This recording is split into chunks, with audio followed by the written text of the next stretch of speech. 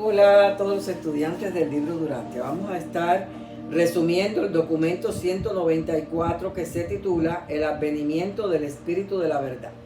Comenzamos. Aproximadamente a la 1, mientras estaban unos 150 orando, se apercibieron de una extraña presencia en el cuarto. Tuvieron conciencia de una sensación nueva y profunda, de felicidad, seguridad y confianza espirituales.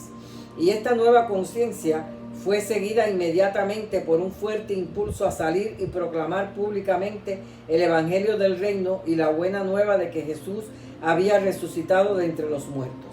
Pedro se puso de pie y declaró que este debía ser el advenimiento del Espíritu de la Verdad que el Maestro había prometido, y propuso ir al templo y proclamarlo, y todos hicieron lo que Pedro sugería. Estos hombres habían sido entrenados para predicar el Evangelio de la paternidad de Dios y la filiación del hombre. Y en ese preciso momento de éxtasis espiritual y triunfo personal, la mejor buena nueva que ellos consideraron fue el hecho del Maestro resucitado. Y así lo predicaron, incluso la salvación a través de Jesús. Pedro sin querer comenzó este error, y otros lo siguieron hasta llegar a Pablo, quien creó una nueva religión basada en una nueva versión, el cristianismo. No olvidemos que el Evangelio del Reino es el hecho de la paternidad de Dios combinado con la verdad resultante de la filiación hermandad de los hombres. El cristianismo, tal y como se desarrolló de ese día en adelante, es el hecho de Dios como Padre del Señor Cristo, en asociación con la experiencia de la comunidad de creyentes en Cristo resucitado y glorificado. Estos hombres llenos del Espíritu se aferraron de esta oportunidad para expresar sus sentimientos de triunfo sobre las fuerzas que trataron de destruir a su Maestro. Era más fácil recordar la asociación personal con Jesús a través de la certeza que éste aún vivía, ahora que su Espíritu había descendido sobre ellos como lo prometió. Ellos se sentían en otro mundo, una nueva existencia de gozo, poder y gloria. El Maestro les había dicho que vendría con poder, y algunos de ellos comenzaban a discernir lo que él quería decir. Y todo esto explica cómo ellos, en vez de predicar el mensaje que Jesús les enseñó de la paternidad del Padre y la fraternidad de los hombres, comenzaron un nuevo evangelio sobre Jesús mismo y resucitado. Sección número 1, el sermón de Pentecostés. Los apóstoles habían permanecido ocultos durante 40 días, y este día de Pentecostés era el día del festival judío de Pentecostés, que coincidió con el día del derramamiento del Espíritu de la Verdad. Todavía había muchos visitantes de todas partes en Jerusalén que se habían quedado desde los días de Pascua. Otros llegaron específicamente para esta fiesta. Los apóstoles emergieron de la reclusión y aparecieron en el templo. Cerca de las 2, Pedro se puso de pie en el mismo lugar que el Maestro había enseñado una vez. Su llamado apasionado resultó en la ganancia de 2000 almas para el reino. 6 de los apóstoles estaban allí: Pedro, Andrés, Santiago, Juan, Felipe y Mateo. Por 1 hora y media pronunciaron mensajes en griego, hebreo y aramaico, y también algunas palabras en otras lenguas. Los líderes judíos estaban estupefactos frente a la audacia de estos apóstoles, pero tuvieron miedo de importunarlos. A las 4:30, más de 2000 nuevos creyentes los siguieron hasta el estanque de Siloé y los bautizaron en el nombre del Maestro. Ya era de noche cuando terminaron de bautizar. Pentecostés era el festival del bautismo, y ese día se aceptaban gentiles que quisieran servir a Yahvé. Era más posible que judíos y gentiles se sometieran al bautismo en este día. No se separaron de la fe judía. Todos, incluyendo los apóstoles, seguían leales a los requerimientos ceremoniales judíos. Sección número 2. El significado de Pentecostés. Jesús enseñó un evangelio que redimía al hombre de la superstición y lo elevaba a la dignidad de ser hijo de Dios por la fe.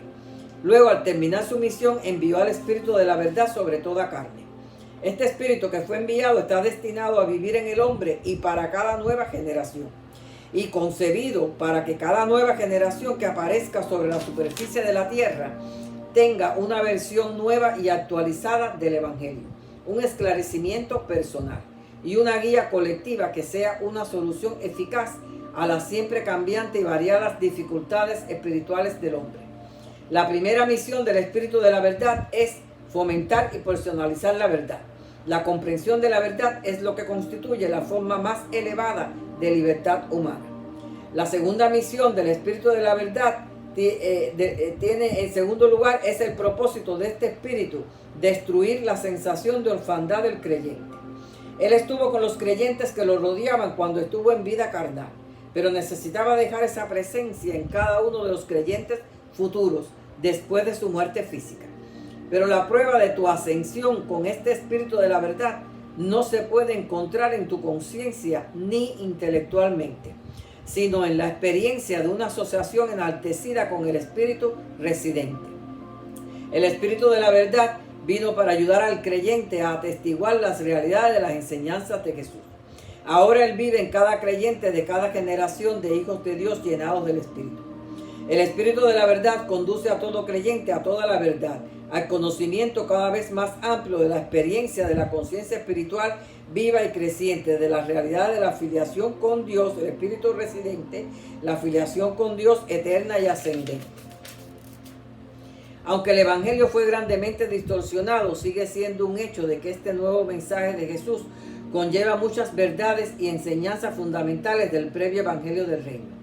Tarde o temprano, estas verdades ocultas de la paternidad de Dios y la hermandad de los hombres emergerán para transformar eficazmente las civilizaciones de la humanidad entera. Aún todos estos errores del intelecto en la distorsión del Evangelio no interfieren de modo alguno en el progreso del creyente genuino que ha encontrado a Dios en su espíritu residente y en su crecimiento espiritual. Cuando los apóstoles recibieron el Espíritu de la verdad, progresaron más en los 4 años que estuvieron en asociación. Progresaron más que en los 4 años que estuvieron en asociación con el Maestro. El hecho de que las nuevas enseñanzas sobre la persona de Jesús y la resurrección opacaron el mensaje previo de Jesús parece haber facilitado la predicación de la buena nueva. El término bautismo del Espíritu comenzó a usarse en esta época, significando la recepción consciente de este don del Espíritu de la verdad y como reconocimiento personal de un nuevo poder espiritual. A partir del envío del Espíritu de la verdad, el hombre está sujeto a la enseñanza y guía de una triple dote espiritual. Número 1, el Espíritu del Padre, el ajustador del pensamiento, que es el Espíritu residente en el hombre. Número 2, el Espíritu del Hijo, el Espíritu de la verdad. Y número 3, el Espíritu del Espíritu, el Espíritu Santo a través de los espíritus de la mente. Y de cierto modo la humanidad está sujeta a la doble influencia del llamado séptuple. Las primeras razas evolucionarias de los mortales están sometidas al contacto progresivo de los 7 espíritus ayudantes de la mente, del espíritu materno del universo local. Y a medida que el hombre progresa hacia arriba en la escala de la inteligencia y de la percepción espiritual, ulteriormente llegan a él y moran en él las 7 influencias de los espíritus superiores. Y estos son, número 1, el espíritu otorgado por el Padre, el ajustador del pensamiento, el espíritu residente.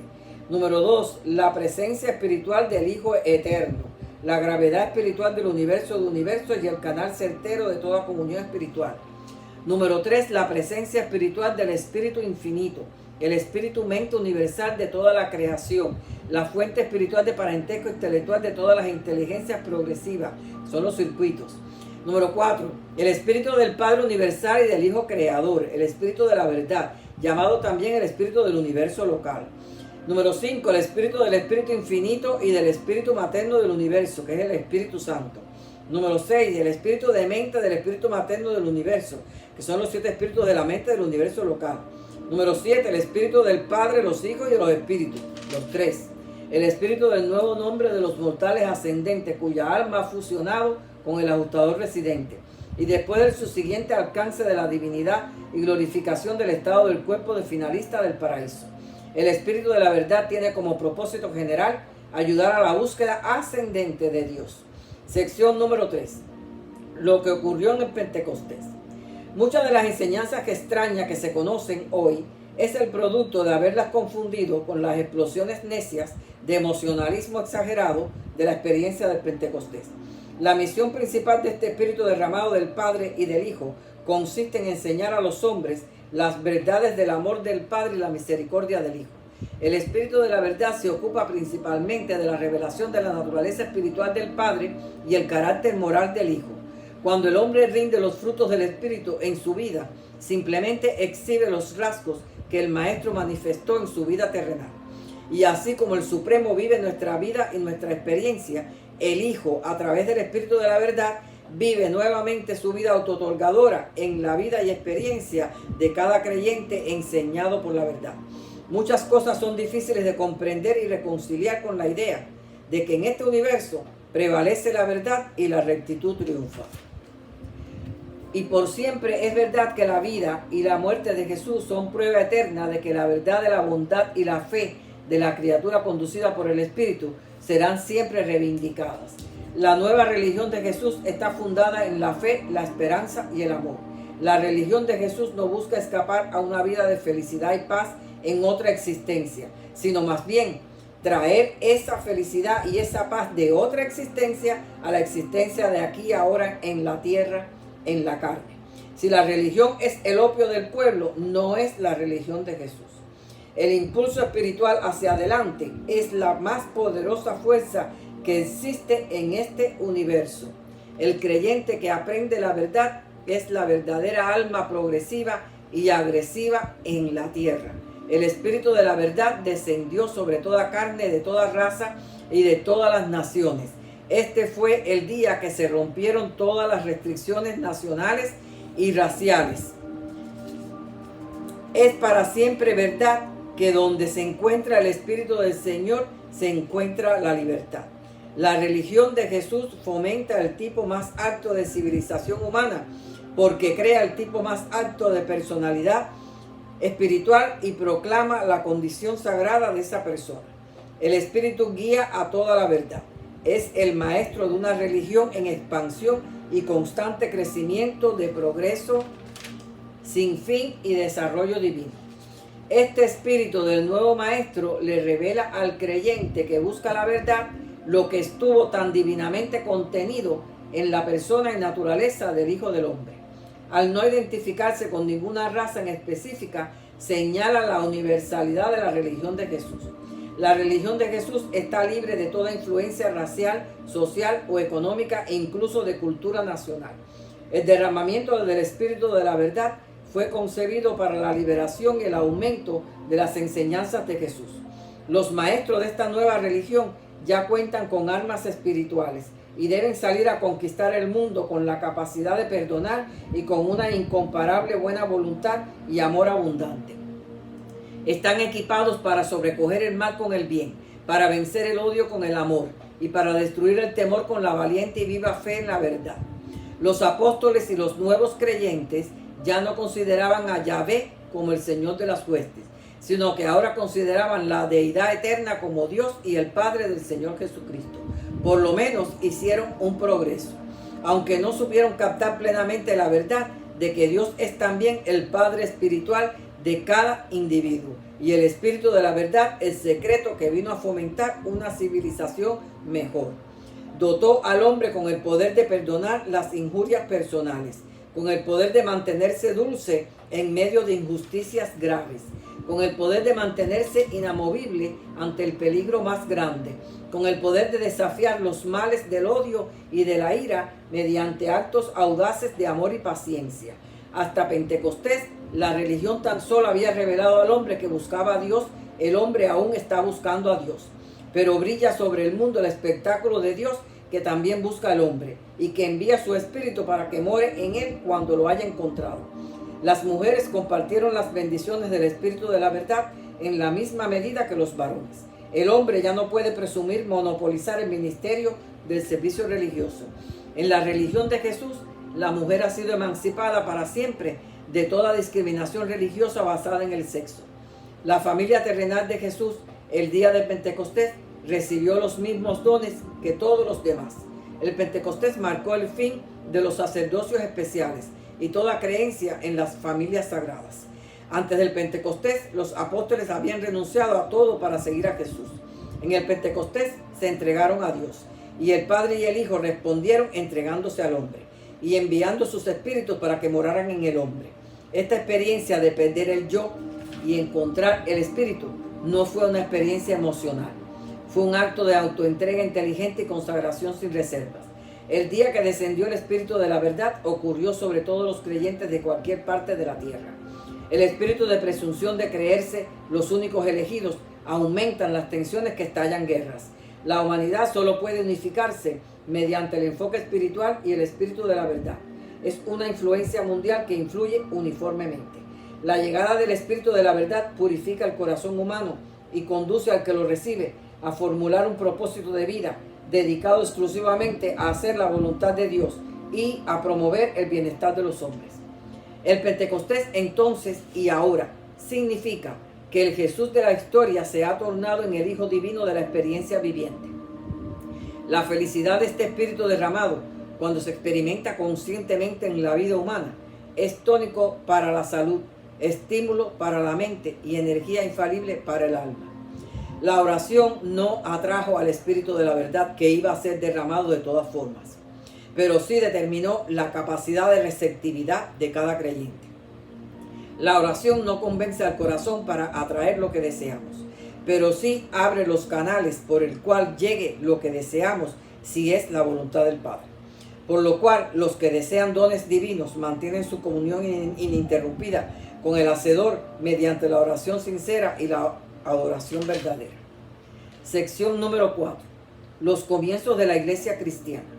La resurrección liberó a los apóstoles de la desesperanza y les devolvió la fe en la divinidad del Maestro. Poco antes habían enviado las enseñanzas y las advertencias, pero el Jesús resucitado anduvo con ellos y al final los llevó al oliveto a decirle adiós y ascender al Padre.